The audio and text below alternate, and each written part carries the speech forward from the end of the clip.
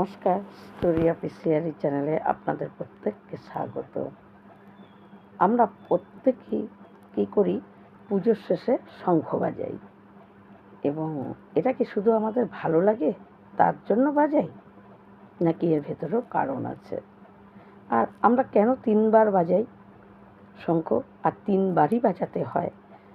কেন তার থেকে বেশি বাজানো যায় না?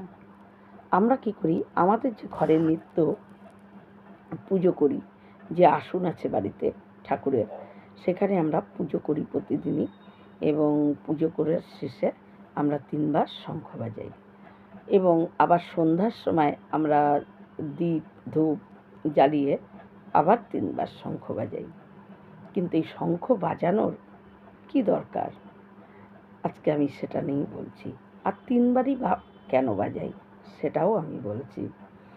আসলে শঙ্খ বাজালে কি হয়, আমরা যখন পুজো শেষে শঙ্খ বাজাই তখন শঙ্খধ্বনি কী করে, বাড়ির ভেতরে যে অশুভ শক্তি, যে নেগেটিভ এনার্জি, সেটাকে দূর করে দেয়, আর পজিটিভ এনার্জি বাড়ির মধ্যে প্রবেশ করে, মানে শুভ শক্তি বাড়িতে প্রবেশ করে।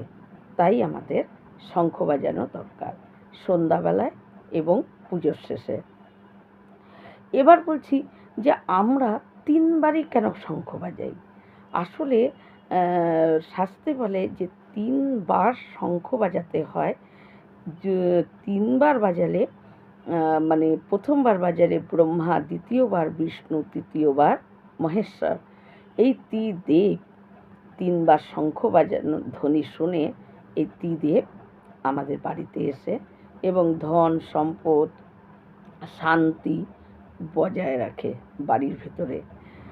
আর যদি 3বারের থেকে শঙ্খ বেশি বাজানো হয় তখন কি হয়, এই 4বার বাজালে বা 5বার বাজালে তখন কি হয়, ওই প্রথম 3বারের ব্রহ্মা বিষ্ণু মহেশ্বর আসে, তার থেকে যখন আমরা বেশি যদি কেউ বাজাই তাহলে কি হবে, ওই তখন দৈত্য দানব তারাও ঘরে প্রবেশ করে যায়, এবং তারা যখন প্রবেশ করে তখন ত্রিদেব আর তাদের থাকার মতন অবস্থা থাকে না। কারণ ভগবান সেখানেই বাস করে যেখানে কলহহীন ঝগড়া অশান্তি নেই, যেখানে নিত্য ঝগড়া, যেই বাড়িতে কথায় কথায় ঝগড়া লাগি, মারামারি, অশান্তি, মনোমালিন্য, সেই সব বাড়িতে ভগবান থাকতে চায় না এবং ভগবান সেখান থেকে বেরিয়ে যায়।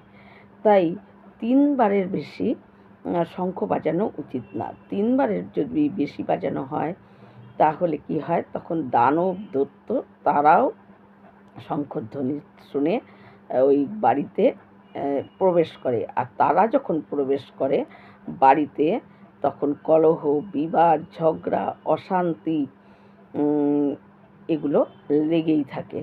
তাই শঙ্খ 3বার বাজাতে হয় এবং শঙ্খ প্রতিদিনই বাজানো আমাদের দরকার, কারণ বাড়ির মধ্যে অশুভ শক্তি সে তাকে দূর করার জন্য, আর শুভ শক্তিকে ঘরে প্রবেশ করানোর জন্য।